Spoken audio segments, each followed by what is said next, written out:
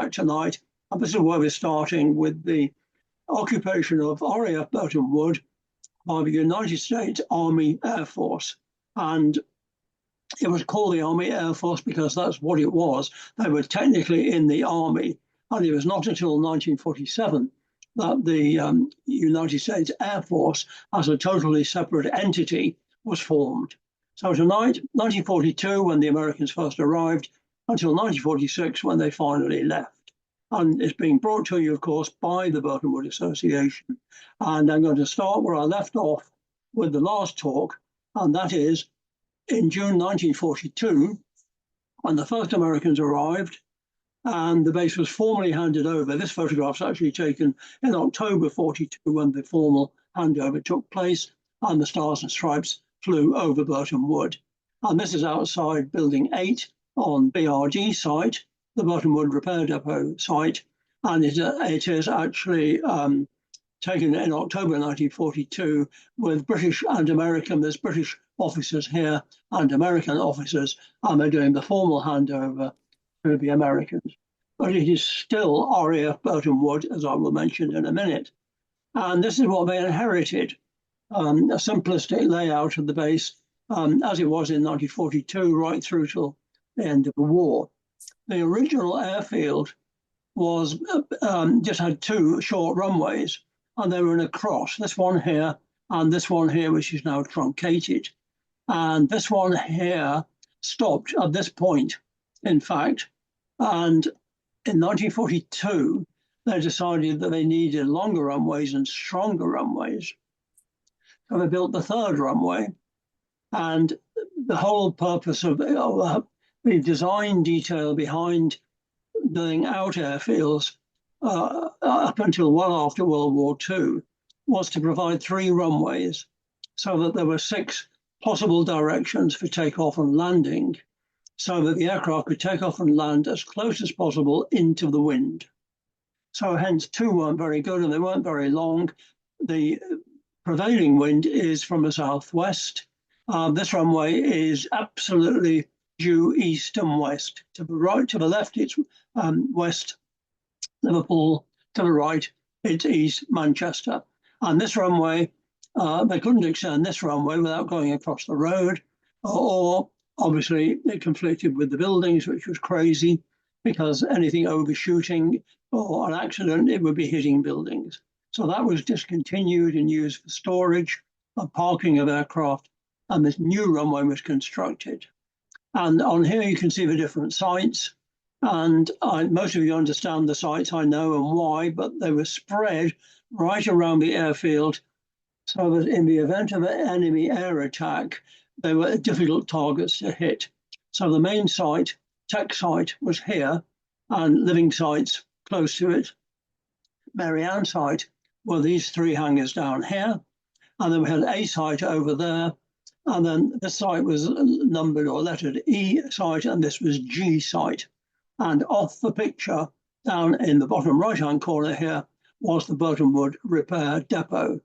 To orientate you today, Junction 8 of the M62 is here, and the bolt of lightning is approximately here, that position there. I'm going to have to keep moving fairly quickly because I've got so many slides to show you. So this shows the new runway in the dark color before it's been camouflaged in any way. And it's showing this cross runway, and it's being extended across the main runway to this point here. You can see the perimeter track is being extended to go around the end when it's finished.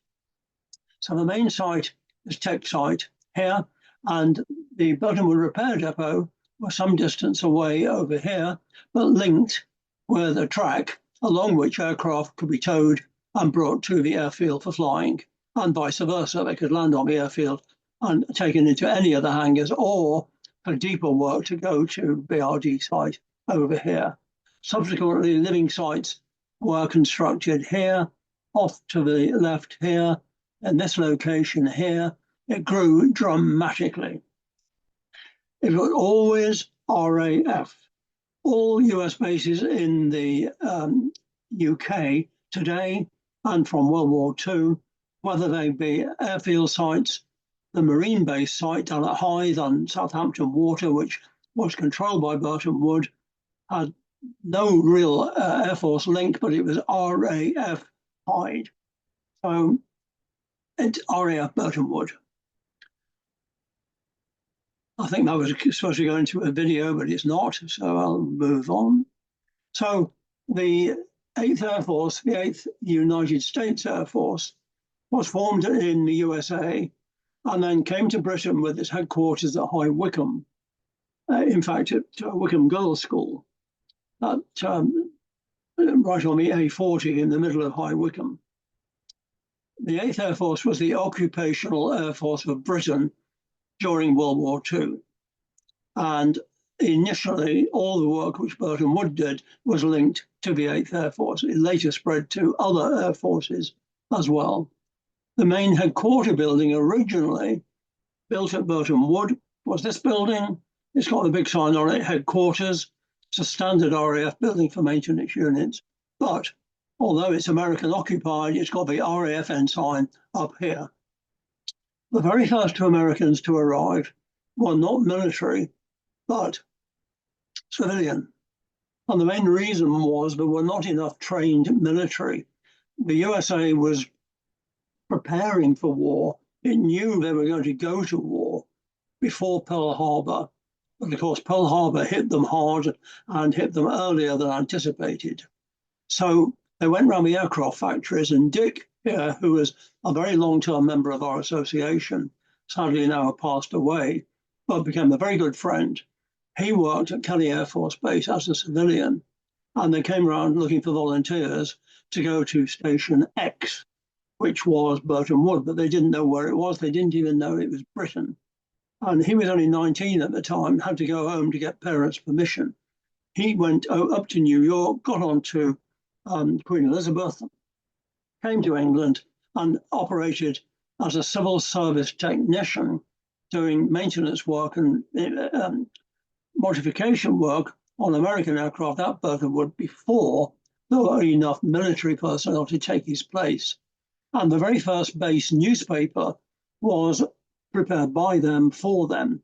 It was called Flying Rumours. It's spelled the American way with no U in rumour. Pretty basic, but it gives all the information. And it has a weather forecast. And the weather forecast says a prediction of condensed vapor in the atmosphere falling to Earth in drops, shedding and falling copiously all week. In other words, it's going to piss with rain all week. But that's the way they put it, which was rather nice. So the Americans started coming over in droves. The two queens came across alone without being part of a convoy. Because of their speed, they zigzagged across the Atlantic. This is the Queen Elizabeth. This is the Queen Mary in New York. They could carry up to 18,000 American servicemen and women at any one time. Initially men only, women started coming over later. It was called the Grey Ghost because it was painted grey to merge in with the grey, murky Atlantic. Queen Mary, of course, is now in California. It has a big memorial area in it. Kathy, who's with us tonight, was party to that all being set up, and she was there when it started. And I've been on the ship with her. It's absolutely amazing to see it. So the first Americans arrived. The first military came in on the 11th of June, 1942, comprising 153 enlisted men and 6 officers. They came by sea. Virtually 100% of the troops came over by sea. And they came into Greenock in Scotland, or Gorock up in Scotland, near Glasgow, and then came by train down to Burtonwood.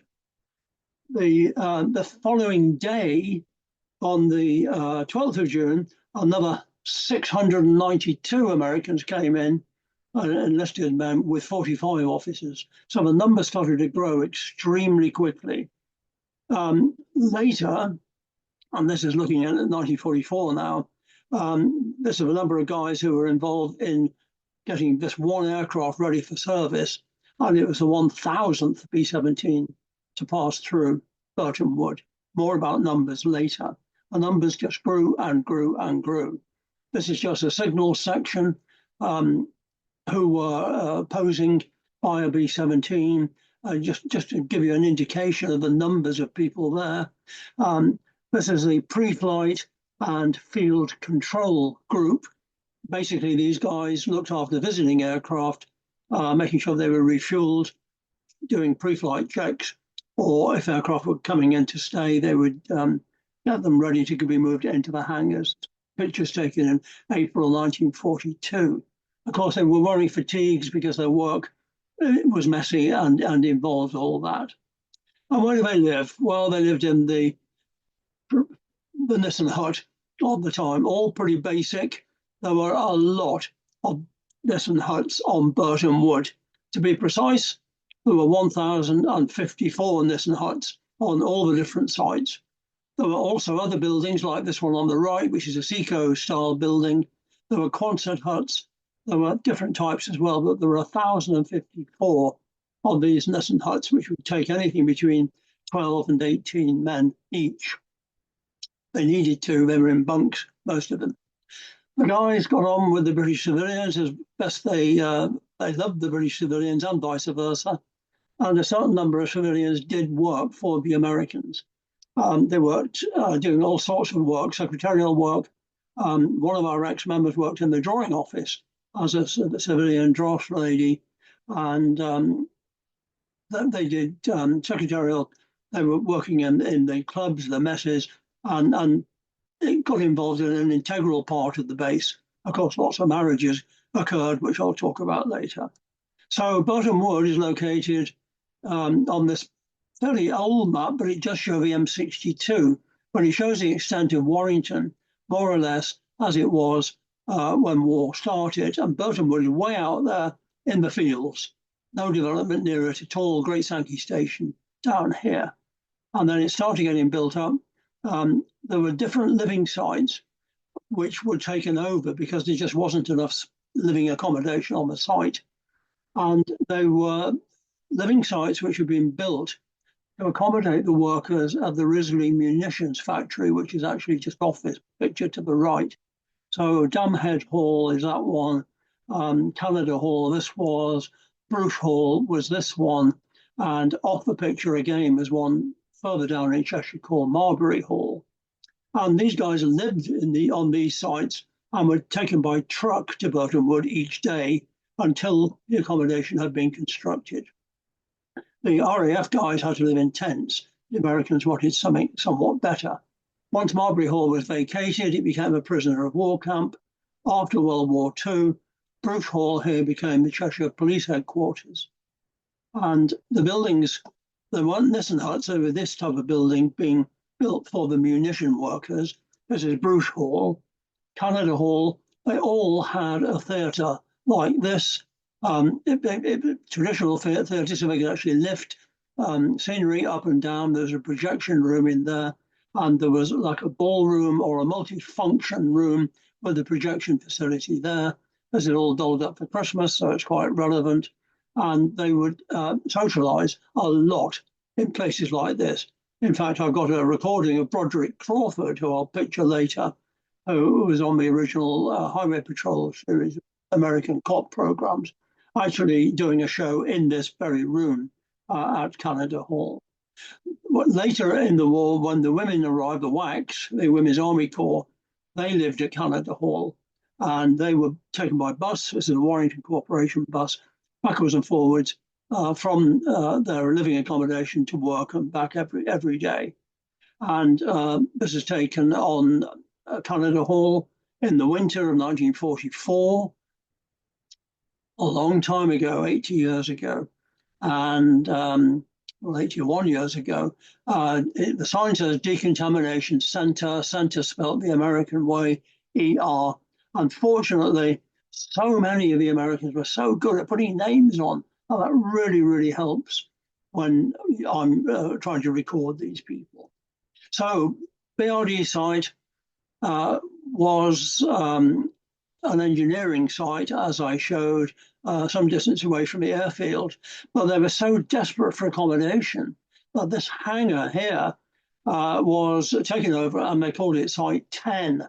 And they put triple bunks in it, and approximately 1,500 GIs lived in it until proper hutted accommodation was made available for them. And they moved them out into the better accommodation. Also on this site, operating in this building or part of this building, was the only RAF unit to operate throughout the war on Burtonwood, and that was 21 School of Technical Training. And this was the group taken around 1944. The reason the school was based there is that it was to train RAF mechanics, engineers, ground crew on American aircraft and engines, American aircraft and all their systems, each part of the aircraft, as well as the different aero engines. And they were obviously different to the British ones, to the extent that even the size of the tools were different.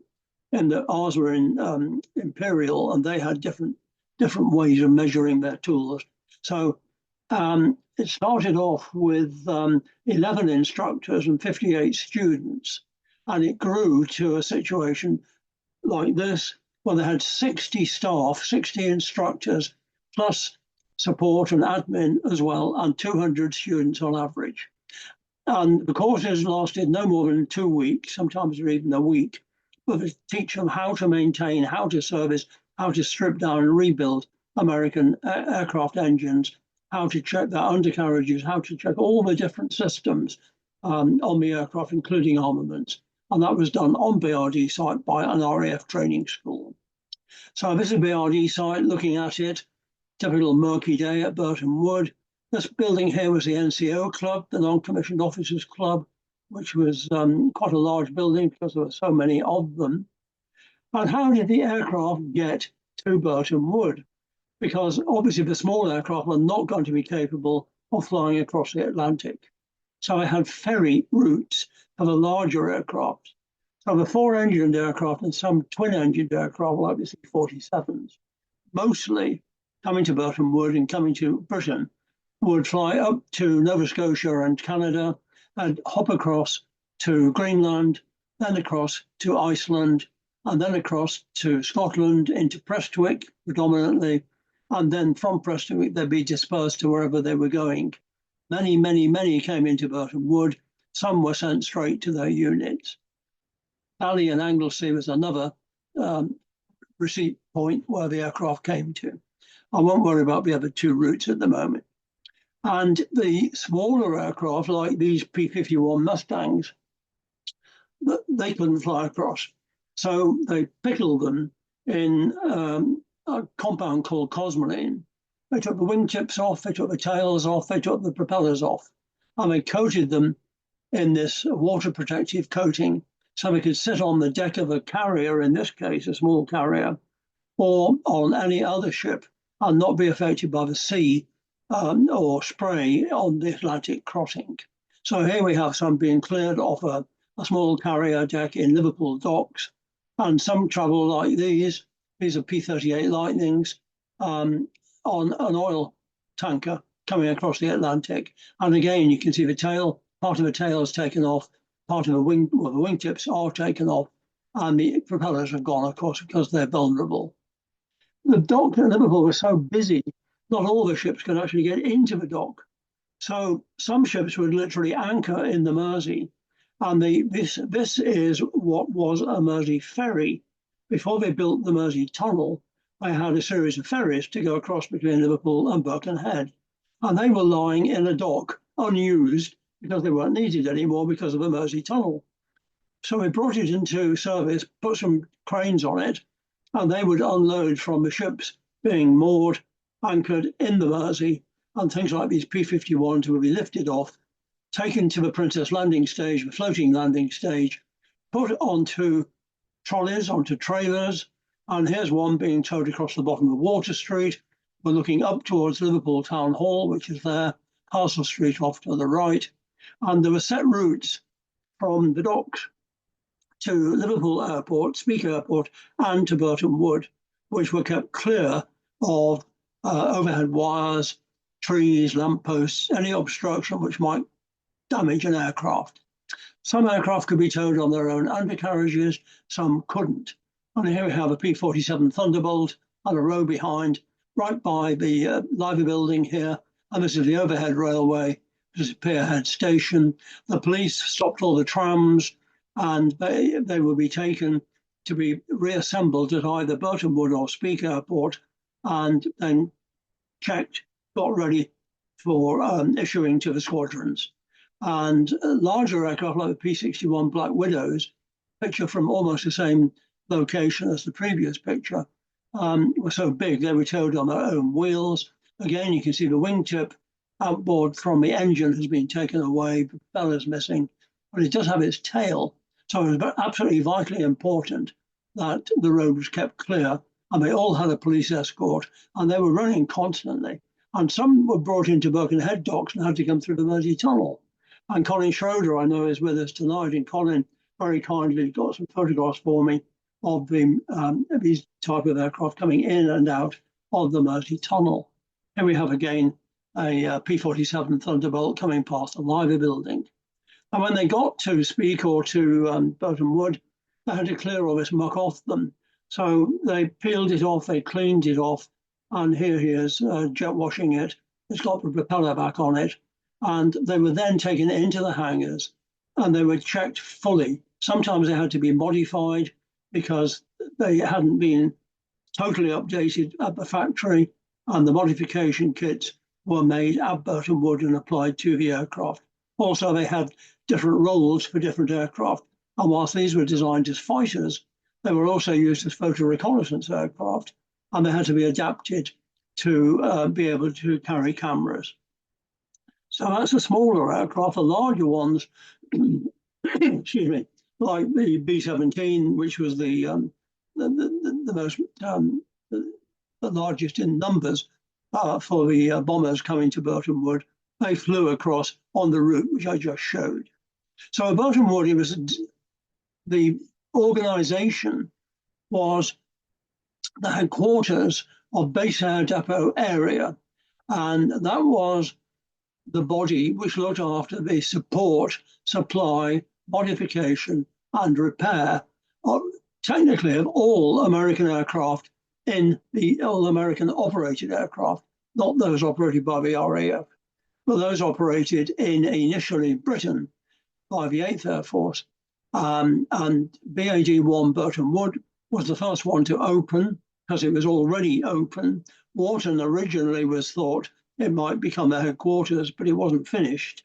So Burtonwood was way ahead, and that became Base Air Depot number 1, or BAD 1. Wharton became number 2 once it came online, and Langford Lodge in Northern Ireland was Base Air Depot number 3. That was more civilian manned and more experimental. It was smaller, but still a very busy base. In addition, Burtonwood and Barda had 28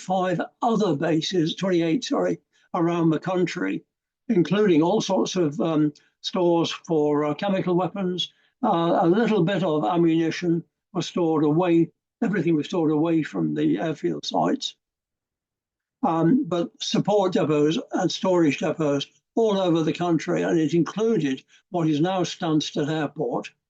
Poynton was an RAF maintenance unit immediately alongside Woodford Airfield at Manchester, and 2 racecourses were taken over, Haydock Park, which they were racing there on Saturday, and Aintree Racecourse. They were taken over for storage and maintenance of parts during the war. So the 8th Air Force was the one which Burtonwood was initially, and the other 2, supplying equipment for. And then later the 9th Air Force was formed. That was activated in April 1942 in the USA. And this was going to be the occupational Air Force after the invasion of Europe. So they came to Britain, they occupied bases in Britain, and they built up their force, and they operated, they had fighters and bombers, and they did operate together with the 8th Air Force. But as soon as the Allies had got a foothold in Europe, they went across and were based in Europe and operated from France and then the other countries as they were slowly liberated as the occupational air force. And Burtonwood was supplying both. And then as the war was developing, more air forces were formed. The 12th Air Force was formed in August 1942, and this was for operations in the Mediterranean area. And whilst there were some air depots in North Africa, initially Burtonwood was supplying some equipment to the 12th Air Force and also the 15th Air Force, which was formed later in November 1943. And that was to be a second occupying air force in the Strategic Air Force in the European theatre. And its headquarters was at Sunninghill Park in Berkshire. So a lot was going on.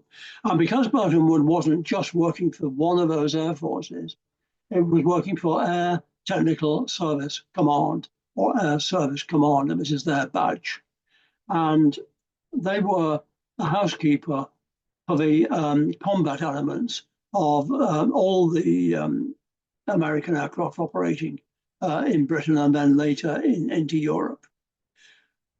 Now, BRD site had been set up by the British, by the Ministry of Aircraft Production, and they were overhauling British aircraft engines. They actually assembled some British aircraft there, and they were manufacturing aircraft parts. And in 1941, before the American entry into Burtonwood, there were almost 3,000 British civilians working on BRD site, and they were overhauling engines at the rate of 40 a week. That changed when the Americans came. Initially, the idea was the British would work alongside the Americans, but the British were too heavily trade unionized, and they were not prepared, not flexible. So the Americans asked the British to move them out so they could occupy it totally themselves. So the British were moved onto other sites away from Burtonwood, and it was occupied 100% by the American military, initially the civil service technicians, later the military. So this site, just on this site, there's a total of 10,000 guys were working in 1944 and 1945. That's just the one site at Burtonwood. And what they were doing was engine assembly. This is inside Building 100. They would strip aircraft engines down after a certain number of hours. They would check every single moving part of that aircraft, and they would reassemble it, and it would be tested. And these shots are taken inside. Because it's darkish inside, and it was taken with a slow shutter speed, there are actually personnel on this, but they're ghosted because they're moving, they're working. So here we have a double row radial engine, which is on a stand here on wheels, and it was like a production line. And they were operating, but the record number was over 2,200 in 1 month. They were working 24 hours a day, 7 days a week. This is just one shift on one engine type, one engine line. But this place had everything. If you look at the size of the machinery they had, this was they can make con rods, connecting rods for aircraft engines. So if any part needed to be replaced, they couldn't wait for parts to come from the States. And there was a risk of submarines, especially initially. So they made it so they could almost manufacture anything. And that anything on the aircraft was looked after. So dinghies, life jackets, life belts, everything were checked, repacked, and put back on the aircraft or sent to the relevant units around the country. Huge industry of used life rafts, or they were all lifed. So after a certain number of months, they had to be opened up, checked. Will they work? Is it safe? So a whole department did nothing but that. There was the doping section for aircraft which had fabric wings. They would then stretch the fabric by putting dope on them, and this type of work was done in this area here. The hydraulic department, the gun turrets on the bombers, the undercarriages. There were lots of hydraulic systems on aircraft. They had to be checked out. And these are not beer cans down here. There's hydraulic fluid, and all the systems were checked here. It was a pressurized system, so these are pressure testing machines here. Again, there's a lot of men here, but you can't see most of them. There's one there because they're moving, and so they're ghosted. So the hydraulics department, internal supply. This is just part of the storage area where the guys would go for spare parts. Lathe section, they can make anything on lathes. Screw machines make screws. So a whole row of lathes here which they could operate on. Here they got a P-38 Lightning. They're rebuilding it in BRD site. You can see the tail, part of a twin tail boom there. Here's an engine. It has a propeller on it there, and the wingtips are missing. And they're actually doing this on BRD site. They had a drawing office. So there were some British civilians worked in here. So if there was a part which needed modifying, or if they found a part was failing on engines or on an aircraft, they could design the piece of kit which needed to be made on base, and then they would manufacture it from these people's drawings. Big design department, and there was an experimental department as well. Parachutes. Obviously, parachutes were critical. Every aircraft carried the one or more, and every member of the aircrew had to have a parachute. Again, they were lifed. They had to be opened, checked, but they weren't damp, and everything was working properly. So there was a complete parachute section in there. That's part of it. There was a fabric section for any fabric. Some parts of aircraft were covered in fabric. Any part inside the aircraft which had any fabric, it was all repaired and sorted out here. Propellers. Propellers can be damaged by a bird strike or dirt hitting them when they're taxiing. And so they can actually make propeller blades here in Burtonwood. So this is where they cast them, and here is where they assemble them on the hub before they took them out to the aircraft. So it wasn't just the engines, of course. You got the radio shop. So they had to be checked. They had a turret shop where the gun turrets were checked. Every single part of the aircraft had to be able to be modified, repaired, overhauled, and checked here. And it was, hence 10,000 guys. Even sign writing. The Americans, even today, of course, are very, very keen on their signs. And they make some wonderful signs. So they had a department which did nothing but manufacture those signs. Here's a typical example. And then on BRD site, here's an aircraft, B-17 propellers here from the prop shop, ready to be assembled and put onto the aircraft. This is the NCO club. Fair-sized building. There were hundreds and hundreds of NCOs, but of course they were out working most of the time. But they were very proud of their skills, and they had a sign outside. And every time they went in and out of their building, they walked past this. And I hope you can all read it, but if you can't, it says, "Through this arch, past the world's finest technicians." And they were pretty good, these guys. They didn't lose many aircraft. They also tried to look after themselves. This is the only picture I've got of this, but basically it's an ice cream machine. And they got an old Jeep. You see there's a headlight missing. They chocked it up. They took the wheel off, or the tire off the wheel. They got a belt, driving, a dustbin, and in the dustbin, they're making ice cream. They tried to look after themselves as best they can. So the place was growing and growing. The engines were being pushed through, the aero engines, at a massive rate, and they were taken into these buildings, which were engine test houses, or hush houses, as they call them now. There weren't enough, so they put several, built more outside without being surrounded. So there were engines running 24 hours a day, 7 days a week, making a lot of noise.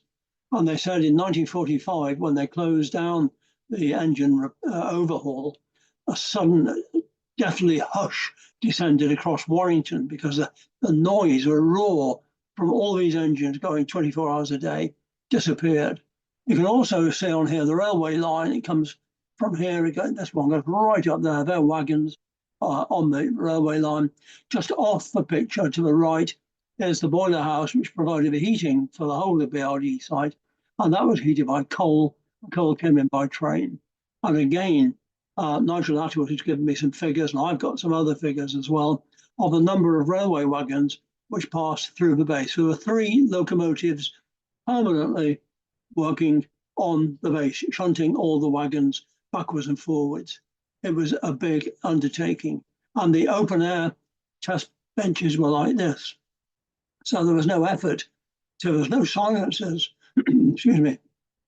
So the engine would be brought out after being overhauled, reassembled, be test run for an hour or so, and fuel was provided at the back here. And then once one had finished and checked and made sure the pressures were all okay, it would be taken off, it would be packaged up and sent off to wherever it was needed or put on an aircraft on Wood Vale. The hangars spread around the airfield. There were several like this. There's L-type hangar on each site. It was used for storage and materials and aircraft. And here we have a Black Widow P-61 outside one of the aircraft, one of the hangars. It was a building site constantly. And here we've got tech site, the 2 hangars on tech site here, the main entrance, the RAF entrance, and what stayed as the main entrance for a long time, is here off Barrow Hall Lane, which is this road here, which is the original road which used to carry on across the airfield. G site is here with these 3 hangars, then additional storage warehouses and workshops. These are 3 T2 type hangars here, huge great warehouse there, and loads and loads and loads of huts, living accommodation, officers' club, hospital, and you can see the ground is worn because it's just under constant use. It was really, really busy. Pictures of this area here. That's tech site with its hangars, and that was G site down here. And the big buildings which I showed were these here. And BRD site with the tracks which came across and onto the airfield there. So all the different living sites were constructed by the Americans, and they were named as well. They had to have a name, and they were named after American airmen who were either famous or who'd been killed or done something very special. So the first one was Colin Kelly. I've got the stories, I haven't got time to go into, but one side here, Colin Kelly Hall, 2 site down here was Wagner Hall, site 3 over there was Kiger Hall, site 4 was Mitchell Hall, Billy Mitchell, site 5 next to it was Earhart Hall, and down here we got Lithgow Hall, and there was another site there, which it was number 7 site, didn't have a name, and this site here called Tinker Hall, and there's a Tinker Air Force Base in the States now. So they had to build all this accommodation for the guys. There still wasn't room for all of them. They did keep Bruce Hall and Canada Hall throughout the war and had to bus these guys and women backwards and forwards to the base. And that was site 10, that hangar there, which is where they had 1,500 guys for a short while. So this is site 5. We have the mess halls and the ubiquitous Nissen huts like this.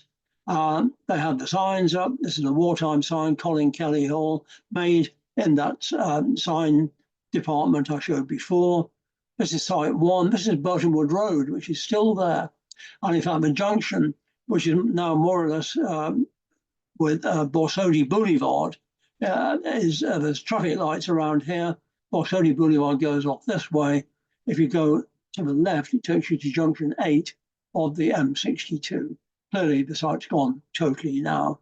Site 3 was another site.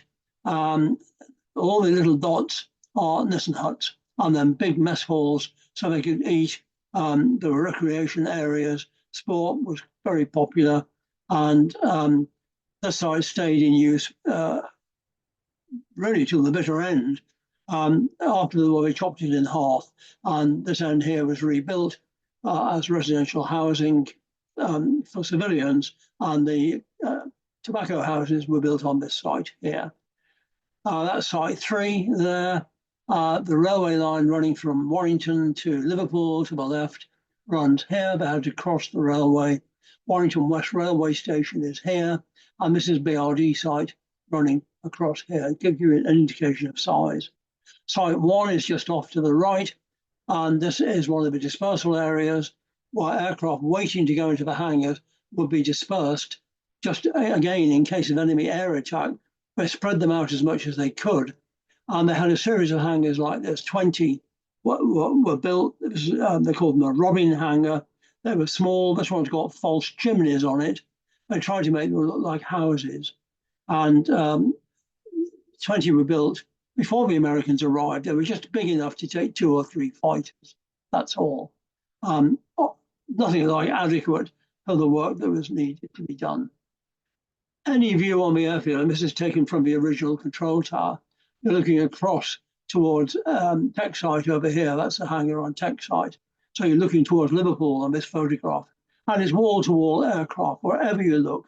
Some are going out on test flight, some have just arrived, some are being modified, some are being maintained. And it was bedlam. It was noisy all the time that they could fly. They did suffer from the weather, but every shot shows different aircraft. This one here shows Mosquitoes, British Mosquitoes with the RAF roundel on, but they were given to the Americans under reverse lend-lease, and they were converted at Burtonwood to become photo reconnaissance aircraft. So here we have a few of the guys under a Mosquito, and they would be taken into the hangar, and they would take the armament off it, the guns, and the bomb bay was made into an area they could put cameras in the nose as well. And they were flown by the Americans as well as the British, but these particular ones were converted by the Americans for the Americans. There's another view looking across.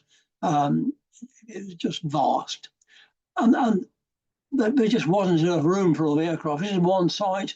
The main runway is here. Junction A to the M62 is there. The bolt of lightning is here. But look at the taxiway, it's full of B-17s. And look at this here, it's full of P-51s. Then you got the living site there, you've got aircraft parked here, aircraft parked here. It was a sea of aeroplanes. And the whole aim was to get them off this base as fast as possible and onto operational units.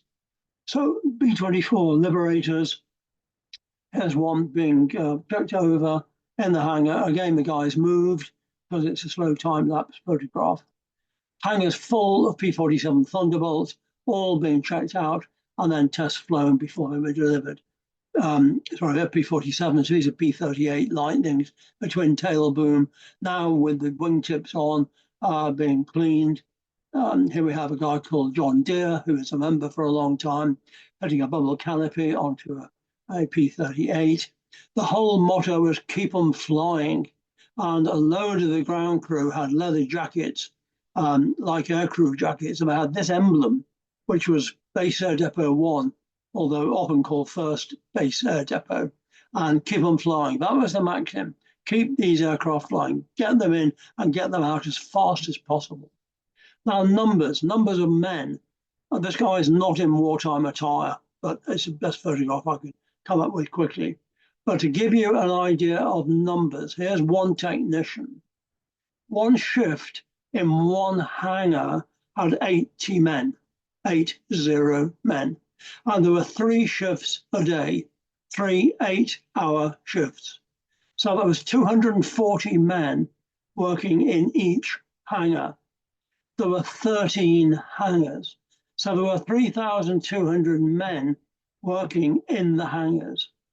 It's just the numbers. And the sort of work they were doing was not just preparing the regular aircraft, but modification. And this was a project which was to modify C-47 Dakota aircraft for generals, for high-ranking American officers for D-Day and after, because they were going to follow the front line, and they wanted to be mobile, and they wanted to be able to have meetings, they wanted transport, they wanted to be agile and get around. So they were modified into airliner standards. And the design of this was done by the modification section. And I'm very, very lucky in that one of these guys Carl Winkleman, who was a member for many, many years before he passed away. He gave me the most magnificent photo album he had put together. And there's a photograph of every single guy. It's a lot more than this picture shows, who operated in the section and what they did. And not just these C-47s, but here you see they're putting wartime airline style seats into it so that it could carry a certain number of officers as well as the general himself and his staff. He needed somewhere to work. So he had that. He had a bed on this side, had a work table here where he could have meetings or look at maps and work with his crew. He carried a Jeep, and the Jeep was put in the back of the aircraft. They made a double door on some of them so they could use a ramp and get the Jeep in and out. And the view from inside one of them, well, here you got a bed, that's the grill, the front radiator grill of the Jeep. And that was all modified, put together at Burtonwood. That was one of the jobs. And they did about 20 of these, and they went all over the world. In fact, one of them went to China. Another job they did was to experiment in motorizing a glider. Now, the gliders they used for dropping infantry and played a major part in the invasion, and then sadly later at things like A Bridge Too Far. The Americans used the Waco glider, the CG-4 glider. And this is one here. It was towed by an aircraft, and then when it was approximately in the position where it could actually land in enemy-held territory, they would drop the tow rope and it would land. They came up with an idea, which was a clever idea, of motorizing it, and that's putting two engines on it. So they gave Burtonwood and Mrs. Mary Ann Sight the job of finding two engines, putting those engines onto the wings, and having to put fuel in, having to put engine controls in. So they needed fuel tanks, they needed the engine controls to be in the cockpit, and they had finished the prototype when they were told, no, we changed our mind, you don't need it. They begged and begged and begged and said, look, we finished this, we know it will work. And it did. And this is one, or the only one, flying over BRD site. It did 3 circuits, so the guys on the ground could see that the work they did worked. It was successful. Sadly, it had to be scrapped. They refused to let it fly anymore, and a very significant ending. They took the engine out, but there's the aircraft sadly burning at the end of all that hard work. But they knew it had worked, and they actually started to build kits of fabrication kits where they could send them to the bases, which were mostly down in Wiltshire, where they could actually apply them to the aircraft. They didn't need it, but the work was done. So the flow of aircraft continued. P-47s, Thunderbolts, these are the high back ones with the back of the fuselage level with the top of the cockpit. And then the later ones had a flush low back ones with a big bubble canopy, which gave them a much better view as a fighter, so they could look in all directions. So these were flowing into Burtonwood at a rate by sea. The Liberators were coming in by air, and they eventually split the operation of maintaining Liberators between Burtonwood and Wharton. Here we have another Liberator. And then when Wharton came online, which was almost a year later, it was smaller, but still a very big base. It had a big rail yard, lots of living sites all the way around it. And the runway was more or less into the southwest in this direction. This is the marshes of the River Ribble. It's based at Freckleton, or very, very close to Lytham St Anne's. And this was being built as a British aircraft factory, and the Americans took it over as Base Air Depot 2, and they decided that they would use it for the P-51 Mustang and the B-24 Liberator. So here we have a hangar full of P-51s, and here we have Liberators in another hangar, and the engine overhaul here was going to be inline engines. So these are the Allison engines which were put into the Mustang aircraft. They did some rotary engines, but very, very few. Mostly went to Burtonwood, and all the inline engines, even if the aircraft was at Burtonwood, they would come here to Wharton. So these are inline engines, and the I'm using the wrong word, rotary. It's not rotary, but radial. Sorry, these are radial engines. 2 rows of cylinders, 18 cylinders. Huge. The aircraft were flying in at such a rate they couldn't get them in fast enough. So these are brand new B-17s lined up. Wonderful target, but he was never attacked when the Americans were there, fortunately. So they'd be parked out there, brought into the hangar as soon as there was space, fully checked out, test flown, and then sent off to the squadron. If it needed painting, they'd paint it. If it needed a different type of turret, they'd put it on. If it needed some form of other modification, additional armor plating around the pilot or for the rear gunner, they would do it here. So that was done at Burtonwood. Some updating of aircraft and conversion was done, in addition to things like the gliders and the C-47s being done for the generals. This is what they call the carpetbagger program, and these are B-24 Liberators, which are being converted for dropping equipment and agents into France. The Marquis, and they had all the guns taken off them. They had a big hole cut in the bomb bay. Bomb bay was welded shut. There was a hole so they could actually drop equipment through it, and they could carry the equipment in the bomb bay. And the agents who were being parachuted into France, most of these did not land in France, whereas the smaller things like the Lysanders did. These would just drop into. So the modification work was undertaken at Burtonwood. All the different types, A-20 Bostons, these would come in and be maintained there. The Lightning were modified.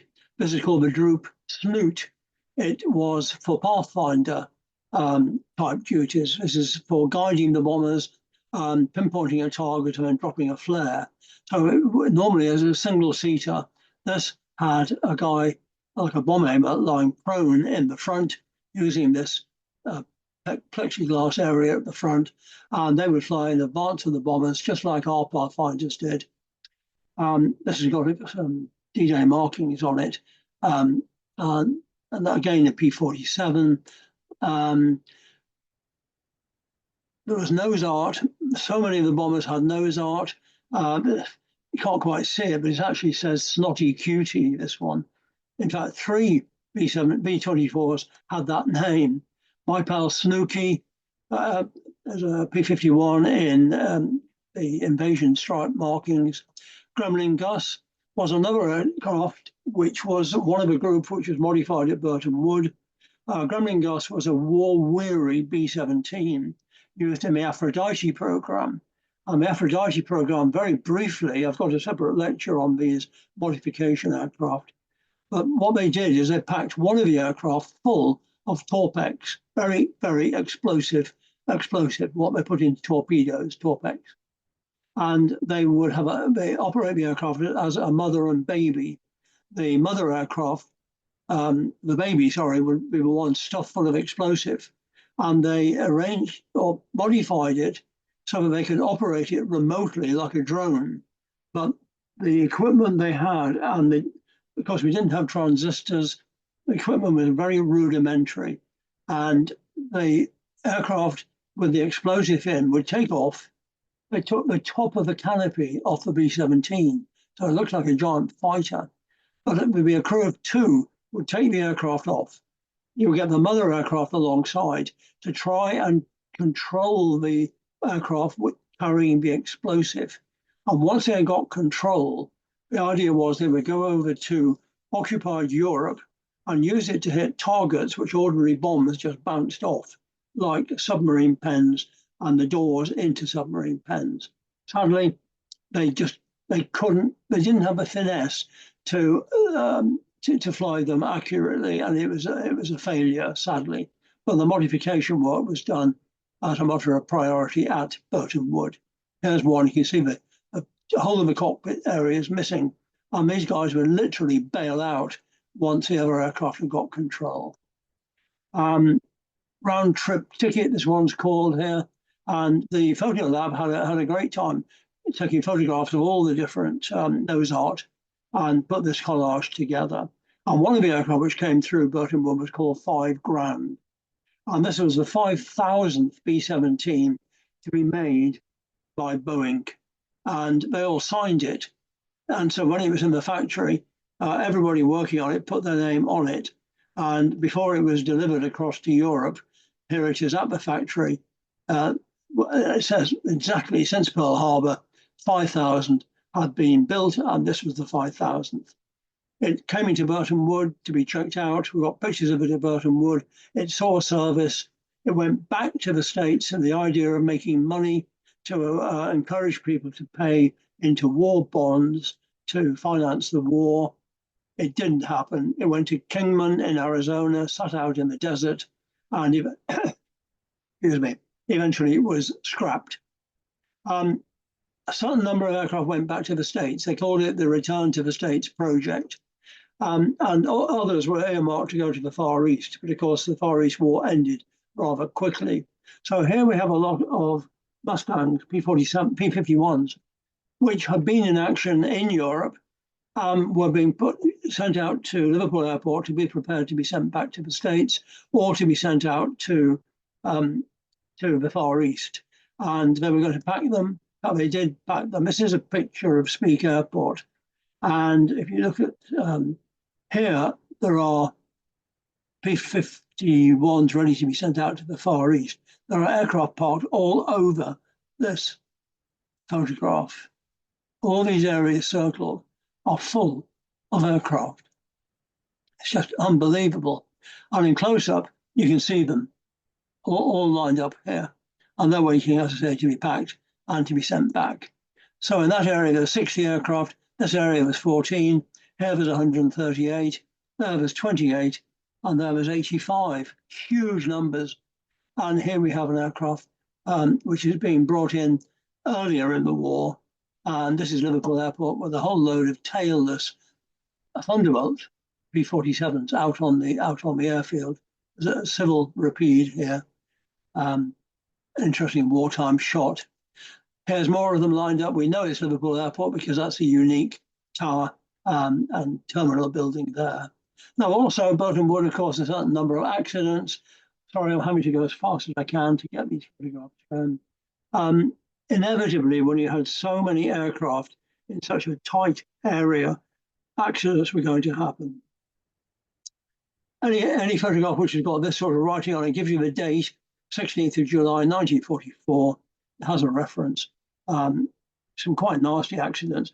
Amazingly few deaths, I'm very pleased to say. Sometimes they would overshoot or they'd have an undercarriage malfunction. Here is a P-38 on its nose on the airfield. I've no idea how this happened, but it's an RAF Lancaster. And somehow that P-47's got under the wing. Others didn't make it back to the airfield. This one had engine failure, landed in a field.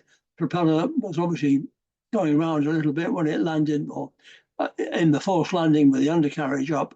The propeller blades are damaged. This is a British Wellington, which had, this is 11th of November 1944. And this is quite a nasty one because the Jeep would have been left-hand drive, and that propeller obviously hit it and was going round, and whether it hit the driver or not, I just don't know. Lots and lots of accidents. The Hurricane out on the airfield, again, smashed its propeller. It must have tipped up on its nose with the prop going round. Very typical problem. This P-51 is just the same. There were some deaths. I haven't got time to go through them all. That's going to be a separate lecture. But J. Simpson here, Second Lieutenant J. Simpson, he was flying a P-47 from Speke Airport to Burtonwood. As once they had been finished to Speke, they were flown to Burtonwood, where they were fully checked out and issued from there. He died. The engine failed.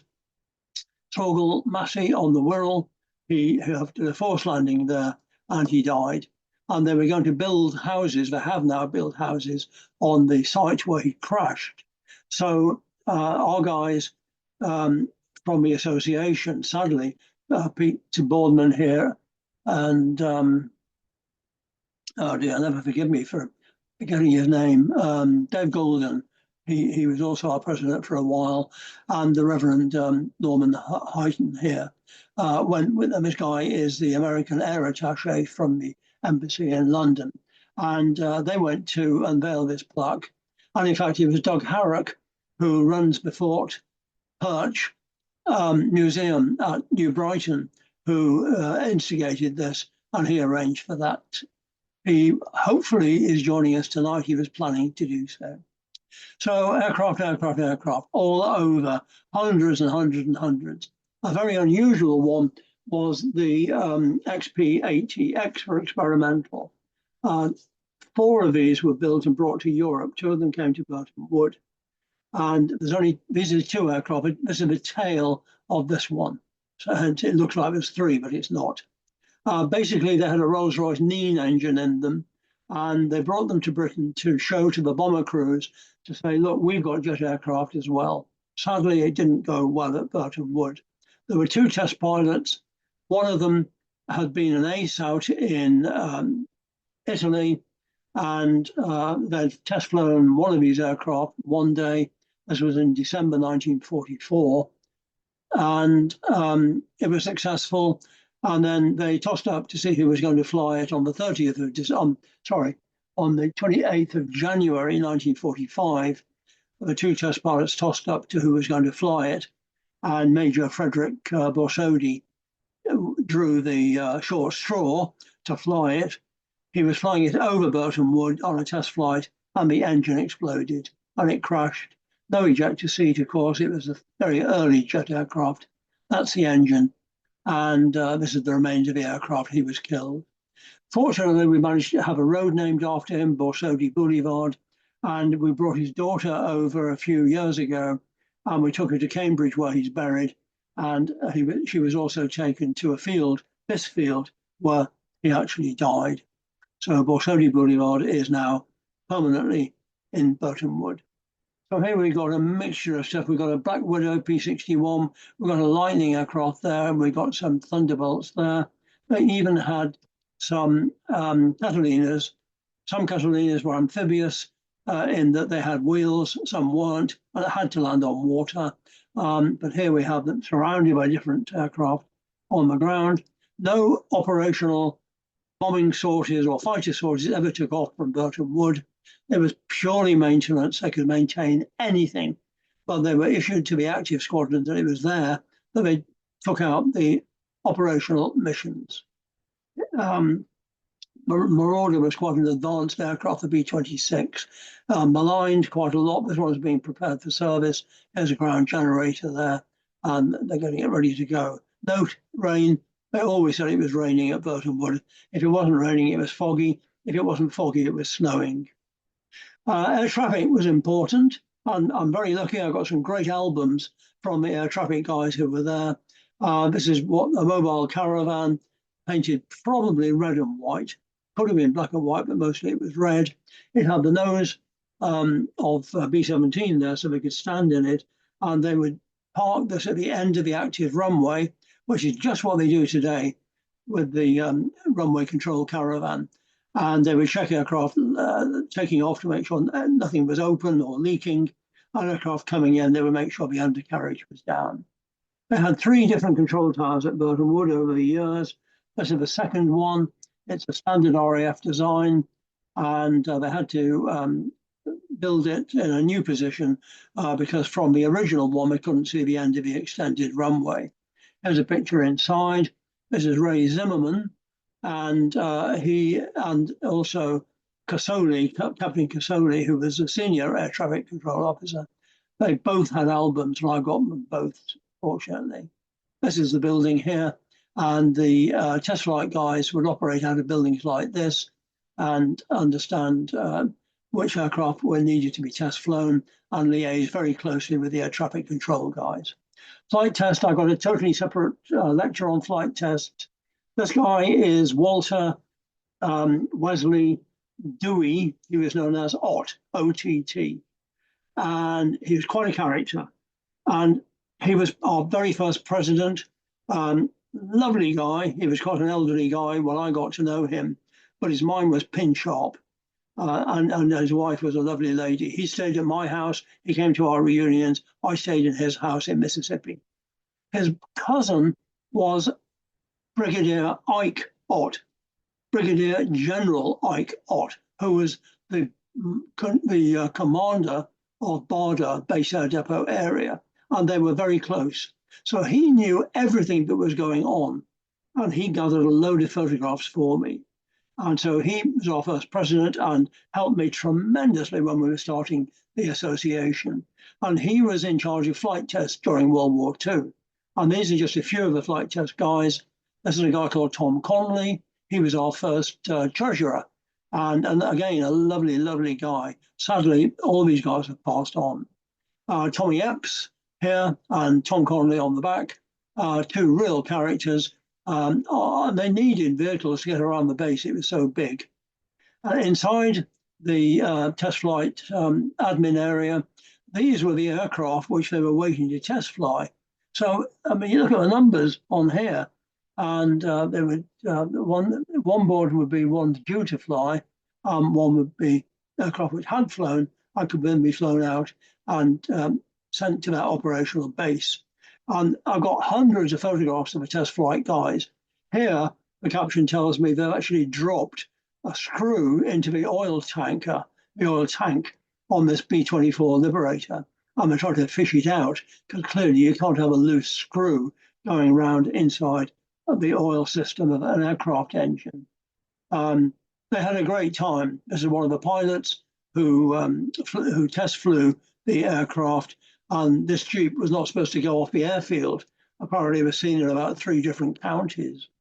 Again, the guys, they took photographs, they labeled the photographs, they said where they were. There's a mosquito in the background there waiting for to be converted. They had a great time. They took a lot of pictures, hence a lot of pictures of the nose art, etc. Then these guys had to be kept entertained. They were living away from home. They were living in harsh conditions. And so special services ran all the entertainment on the site. And this is the office. And you can see Cagney there. James Cagney was one of the guys who came over. Tennis.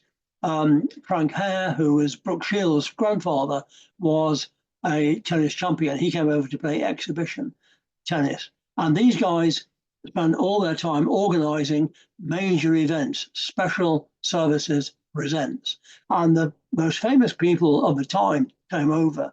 So here we have Bob Hope. He came in August 1943. He had to put on 2 shows for the shift, but he had to keep moving around the different bases. But they were hanging on the rafters and on the side of the hangars to hear him. He really brought home to them laughter and fun and memories of the States. This is Brigadier General Ike Ott, Dewey's cousin. Known as a bit of a womanizer, but this is Frances Langford, who is a famous American actress as well. So she's sitting on Bob Hope's lap.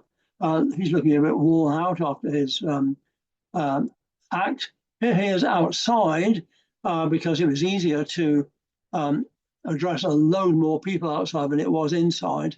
And it's interesting, this picture shows netting on the hangar to try and break up the line of the hangar from the air. So Bob Hope was a major player there, as was Bing Crosby. And here we have Ike again with the lady on his knee. Here we have Dewey. So these are cousins, these 2 guys. And this is Billy Arnold, who was head of maintenance. And he was a pre-war Indianapolis 500 race car winner. And here's Bing Crosby on a stage made out of engine cases in which there are aircraft engines. You can see the number of guys. And of course, there were guys working. So again, you had to put on 2 or 3 shows.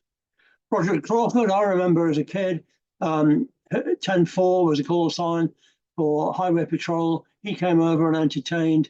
James Cagney, the film star, they named an aircraft Yankee Doodle Dandy because that was the name of one of his films. Dewey got in on all the acts. So here he is with Billy Arnold, the head of maintenance. They were thick as thieves, the two of them together, with James Cagney, and there's a control tower in the background. James Cagney did a round at the base. And Glenn Miller came in August 1944. Here he is with Don Haynes, who is he's a ranger and band leader. And he put on several shows in hangars. And whilst he was there, Joe Loss, who was a big British band leader, and Vera Lynn came as well. So here the three of them together, fairly rare shot. Lots and lots of shows came to Burtonwood. The Bowery Bells came. They had programs. Fortunately, we've got copies of them. Here they are lined up, ready to do the stage show. They put on different shows. This is one called Officer, about Germans and taking the Mickey out of Germans. Boxing, they put on. Joe Lewis came after the war, visited in Parr Hall, a boxing tournament in 1945 in Parr Hall in Warrington by Special Services. First bell, 1930 hours. They had dances with the swing band. They had their own swing band, not obviously. The Glenn Miller band was just fantastic to come. But this was Eddie Kistler, who is standing, he's a band leader. Eddie Kistler's swing tips, they call them, a play on wing tips. And Eddie came to our very first reunion in the UK, sorry. And with him came Frank Otero, who was a saxophonist here. They had singers. And these guys played on all the different sites around the base. They played on lots and lots of different military bases around the area. And they played in the halls in Warrington. And the climax was at the end of the war, they played at the London Palladium. And they were great guys. Many of them joined the association. Got lots and lots of photographs, sadly all gone. Base photographers. There may be a base photographer with us tonight who I was very late getting the information to. He was a base photographer in the 50s, but these guys were World War II guys, and they would go around taking photographs of everything and anything. The slightest accident, they were photographed. All the events, the art shows, absolutely everything. On to visitors quickly. Jimmy Doolittle, the commander of the 8th Air Force, very well-known American officer. He visited Burtonwood. Ike Eisenhower, Supreme Commander for D-Day, for Operation Overlord, and General Toohey Spatz is on his left there. His nickname was Toohey because his name was spelled with two A's, and because he always said, my name's Spatz with two A's, so they called him Toohey. And they visited a few times, but mostly before D-Day, to urge as much production as they could possibly do to get all these aircraft out for D-Day, because they were going to need them. And this is Ike Ott, the commander of Base Air Depot area, with them here. This is Ike again here, and the two officers explaining what's going on. And this is Ike going around the workshops. George Patton, General Patton, who was a major leader in Europe.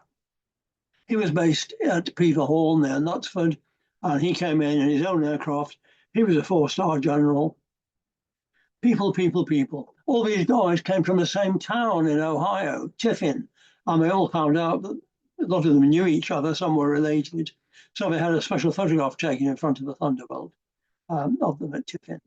Even Russians came. They were our allies at the time. So here we have a Russian officer being shown around what was going on. Sport, well, American football, and this was being played at Wilders Pool Stadium in Warrington in October 1944, American football.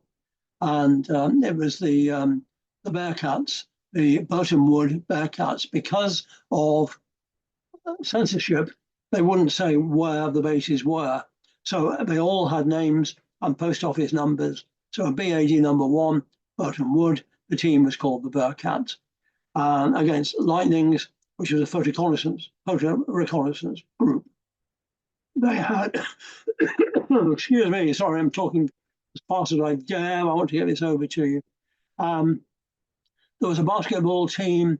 They were also called the Bearcats, and they did exhibition games and also played other bases around the country. And they even did a trip to neutral Dublin. And this picture is actually taken in Dublin, and they were there. Unfortunately, we got programs. This is another game between Burtonwood Bearcats against Wharton Warriors, BAD2 Wharton. Cost a shilling, I got the date, and it was at Walderspool Stadium. Inside it has pictures of the Bearcat teams, and they're named. They will play sport anywhere and anywhere. Leisure time is really important. This is the Chapel House pub in Penketh, or the Great Sankey, sorry, not far from the base, walking distance. Whole group of guys would go there and drink our warm beer and grumble. Towards the end of the war, when the threat was much less, they took part in Warrington Walking Day. Here's a contingent from Burtonwood. They had parties whenever they could. This was before D-Day, March 1944. Hangar AD6, Aircraft Dock 6 is the way they named them. And this was held in the hall at Bell Hall in Warrington for the guys who worked in that hangar. Sports meeting held on Crossfield Sports Field at Hood Lane in Sankey, again, April 1945, just at the end of the war. A VJ dance, of course, huge celebrations at the end of the war. And Burtonwood was known as Army Air Field 590. So all documentation had that number on it rather than the name Burtonwood. Huge celebrations for D-Day and for VE Day and VJ Day. They took over everything. They took over the local towns. This is Warrington Central Station. The platform's packed with Americans in uniform. One poor British lady there, surrounded by them. They went off to Manchester, Liverpool. They went by bike to St Helens and Newton-le-Willows. And because they worked shifts, they had leisure time. So they knew that they would be free certain nights. They picked up girlfriends. Vast number of lasting relationships and marriages occurred. To keep them happy, they had American Red Cross clubs. This one's in Southport. It's a Sunnyside hotel, big sign, American Red Cross Service Club. And they took over the whole hotel. It's located on the promenade here, just there. This is the Marine Lake at Southport. They also took over this huge, great place at Birkdale, the Palace Hotel. This was also an American Red Cross Service Club. People from Burtonwood could go there. And it was also used for rest and recreation by air crew. And they were flown into Woodvale and taken by road from Woodvale to here, where they would spend a week resting before they went back onto operations. And in fact, the very worst accident that ever occurred at Woodvale was a B-24 coming into land in fog, misjudged it, crashed, killed half the people on board. This is Warrington. It's now, this is the Lord Rodney pub on the junction of Winnicrow going up to the left and Orford Lane going up that way. And here they built this, which was purpose-built as the Warrington Red Cross Club. And in there, they would have hostesses, local ladies, who would cook meals. And there was American magazines, American newspapers. They could write letters home there. There were games like snooker and darts and all the games that I like to play. And it just allowed them to relax away from the base itself. In Warrington, there was a load of pubs they would visit. There was a ballroom here over Burton's, called the Casino, had a bit of a checkered career. It's a different story. There was a pub just down next door to it called the Pelican, and there's a pelican actually up on the roof there, a stone pelican. The Odeon cinema down here was one of the cinemas heavily used by the Americans. The kids loved the Americans, any gum, chum, and then these kids got clever as well, and they would say to the Americans, I've got an elder sister, you might like her. I'll introduce you for a shilling or something like that. They looked after the kids royally. And at Christmas, they had major parties. I know I've probably shown this picture lots of times. But here we have an orphan from Warrington. We have two American guys, one dressed up as Father Christmas and others. Here's a whole pile of jeeps, metal jeeps that they've made on the base, and they're giving them to all the little boys. And other things, dolls and things like that for the girls. This guy kept that Jeep, and about 70 years later, he came back to one of our reunions and met one of those guys on that photograph, and he still had the original Jeep, and the other guy brought one that he had kept as well and taken it back to the States. One of those is now in our Heritage Centre. The other thing they did, sorry, I'm going on as quickly as I can. This is Zurich Airport in Dubendorf, Zurich Airport. Many, many aircraft were force landed in Switzerland and were interned, and the crew were interned. They might have been damaged on bombing raids, and they force landed. The Swiss lined them up as much as they could.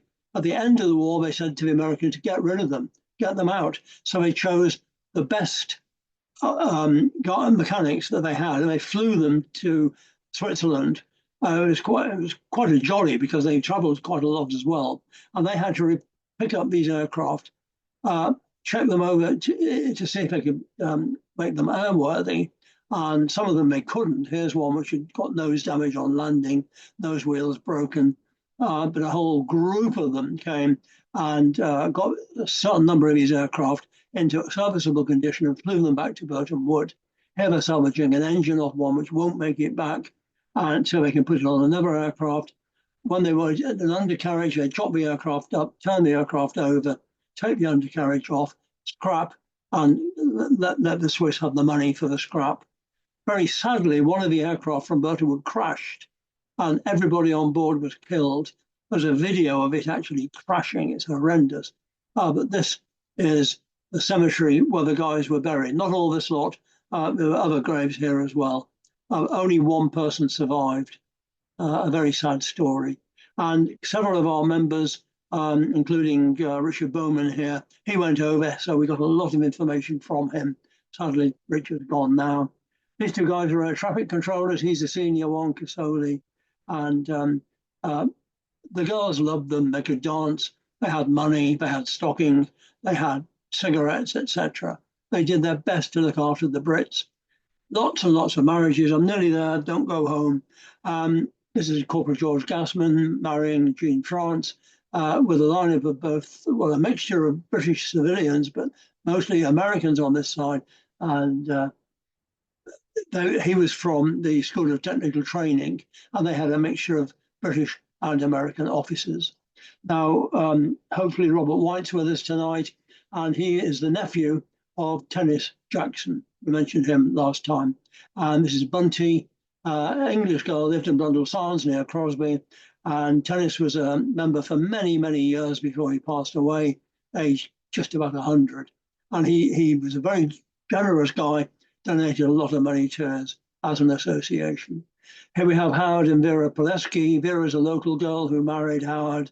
They lived in Nebraska when they went back to the States. Her wedding dress, this actual dress, is in our Heritage Centre now. After the war, the girls, the wives, were not allowed to go back until 1946. So here we have several getting off Cunard White Star liner, several with children who the Americans had sired when they were over. And the poor girls had to wait a long time and met up with their husbands. Again, a big story. So finally, some numbers. P-47s, how many? 4,381 passed through the hangars of Burtonwood, just that one type. B-17s, 4,243. Just picture that. Each one's got 4 engines and a crew of 10. There they are on the ground waiting to be serviced. The Lightning, the bolt of lightning, the aircraft which we've depicted up on that statue there, 1,004 came through. The B-24, most of them went on to, later in the war, went on to Wharton, but Burtonwood still produced nearly 700 of them. The B-26, Marauder, 444 passed through. C-47, Dakota, 325. And here they are being modified to the generals.